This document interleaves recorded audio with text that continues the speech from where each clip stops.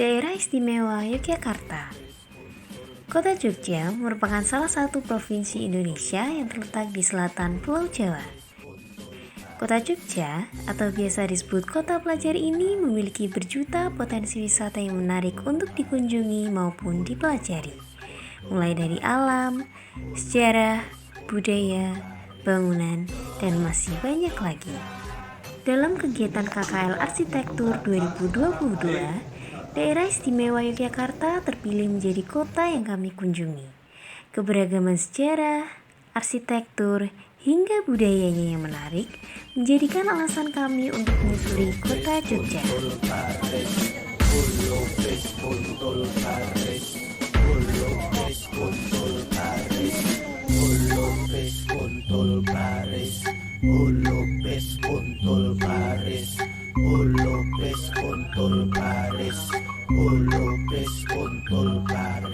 Masjid Gede Mataram, Yogyakarta.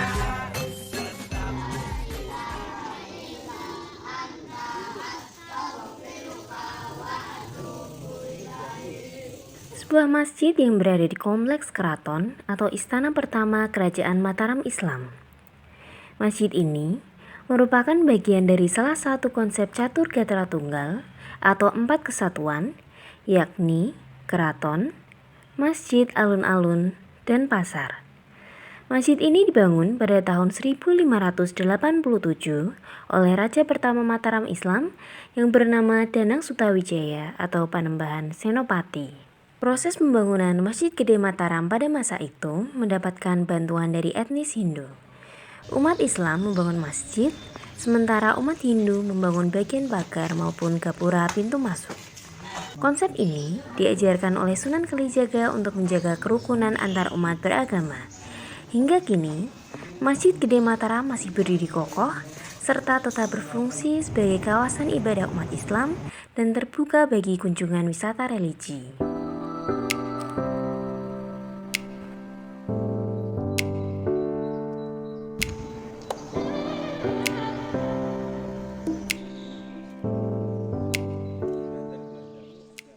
Rumah Rudi Pesik. Rumah Rudi Pesik merupakan rumah mewah kuno dengan perpaduan berbagai desain arsitektur seperti Jawa, Asia, hingga Eropa. Seperti namanya, pemilik rumah ini bernama Rudi J. Pesik. Dahulu, jauh sebelum rumah ini menjadi milik Rudi Pesik, rumah tersebut sudah berkali-kali berganti pemilik.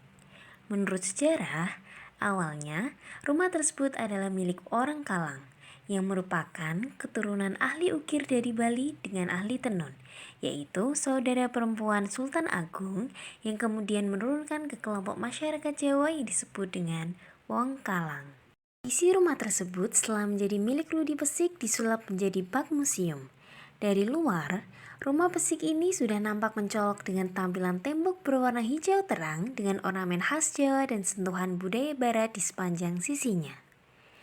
Pada bagian dalam rumah, berbagai barang antik, arca, hingga patung dengan ukiran yang indah terpajang di setiap sudut rumah. Deretan usuk yang penuh ornamen, pada bagian atap menyembul jendela dormer yang cantik, sementara pada talang airnya pun dilengkapi dengan hiasan bermotif floral.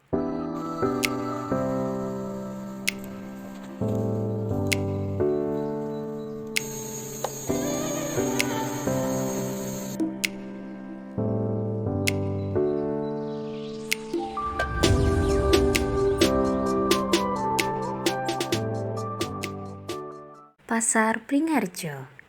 Pasar Bringharjo merupakan pasar tertua dengan nilai historis dan filosofis yang tidak dapat dipisahkan dengan Keraton Yogyakarta. Nama Bringharjo diberikan setelah Sri Sultan Hamengkubuwono VIII bertahta pada tahun 1925. Karena pada awalnya wilayah Pasar Bringharjo adalah hutan beringin. Tidak lama setelah berdirinya Keraton Yogyakarta, pada tahun 1758, wilayah pasar ini dijadikan tempat transaksi ekonomi oleh warga Yogyakarta dan sekitarnya. Untuk ciri khas bangunan Pasar Bringharjo dapat dilihat pada interior bangunan yang merupakan perpaduan antara arsitektur kolonial dan tradisional Jawa. Secara umum, Pasar ini terdiri dari dua bangunan yang terpisah, yakni bagian barat dan bagian timur. Bangunan utama di bagian barat terdiri dari 2 lantai, adapun bangunan yang kedua di bagian timur terdiri dari 3 lantai. Pintu masuk utama pasar ini terletak di bagian barat, tepat menghadap Jalan Malioboro. Pintu gerbang utama ini terdapat aksara Jawa dan Latin yang bertuliskan Pasar Bringharjo. Pada tahun 1992 hingga 1994, diadakan revitalisasi fisik dari Pasar Bringharjo yang dahulunya merupakan pasar dengan bangunan kios-kios menggunakan struktur besi-besi pada masa kolonial, kini menjadi bangunan permanen seperti halnya yang dapat dilihat pada Pasar Bringharjo saat ini.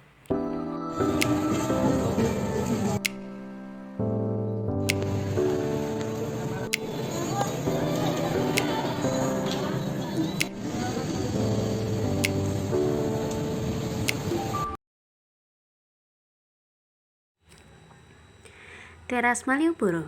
Teras Malioboro merupakan lokasi baru bagi para pedagang kaki lima di kawasan Malioboro. Teras Malioboro terbagi menjadi 2 lokasi. Teras Malioboro 1 berada di eks gedung bioskop Indra di seberang Pasar Bringharjo. Untuk Teras Malioboro 2 berada di eks gedung kantor Dinas Pariwisata di sebelah utara kantor DPRD Daerah Istimewa Yogyakarta. Kehadiran Teras Malioboro ini diharapkan menjadi wajah baru wisata kawasan Malioboro menjadi lebih rapi dan tertata, sehingga membuat wisatawan lebih nyaman dan leluasa menikmati kawasan Malioboro ini. Teras Malioboro telah menjadi lokasi pusat perbelanjaan barang-barang khas kota Yogyakarta. Beragam souvenir, kerajinan tangan, batik, pakaian hingga kuliner kini tersedia dengan konsep indoor-outdoor di Teras Malioboro 1. Bangunan ini bertemakan industrial modern dengan 3 lantai di dalamnya. Dilengkapi dengan eskalator, lift menjadikan Teras Malioboro spot yang estetik dan nyaman untuk menikmati fasilitas di dalamnya. Di area luar terdapat beberapa titik taman yang dapat menjadi spot foto menarik bagi para pengunjung. Pada bagian atas pintu masuk terdapat 2 tulisan aksara Jawa dan Latin yang bertuliskan Teras Malioboro. Secara konstruksi, bangunan ini terlihat cukup megah dan berkesan tinggi. Suasana lantai 2 dan 3 hampir sama dengan lantai 1.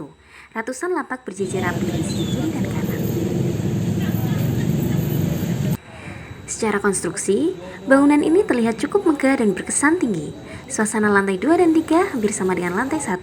Ratusan lapak berjejer rapi di sisi kiri dan kanan. Di sisi samping bangunan terdapat area kuliner dengan konsep outdoor, di mana telah tersedia juga puluhan gerobak untuk para pedagang makanan. Desa Bubung. Desa Bubung merupakan sebuah desa wisata yang terletak di Gunung Kidul, Yogyakarta yang terkenal menjadi sentra pengrajin topeng kayu. Sejarah dari kerajinan ini dipercaya oleh masyarakat sekitar dimulai oleh Sunan Kalijaga. Awalnya, kerajinan batik kayu di Bubung berawal dari sebuah topeng kayu untuk lakon-lakon dalam seni tari topeng Panji yang berkembang di dusun ini sejak sekitar tahun 1960. Tari Panji ini membuat kebutuhan akan topeng terus meningkat. Tari Panji konon diciptakan Sunan Kalijaga sebagai media dakwah. Bentuk topeng sangat khas karena mirip dengan penggambaran tokoh wayang Purwa yang matanya tertarik ke atas dengan hidung lancip.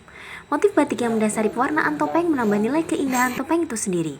Dari tahun ke tahun, akhirnya daerah ini berkembang sebagai sentra kerajinan batik kayu. Bukan hanya topeng yang diproduksi, tetapi berbagai bentuk kerajinan lain juga diproduksi. Tidak hanya terkenal dengan topeng kayunya, potensi alam Desa Bubung juga tidak kalah indahnya. Pada perjalanan ke Desa Bubung, kita disuguhkan pemandangan pegunungan, persawahan, dan permukiman warga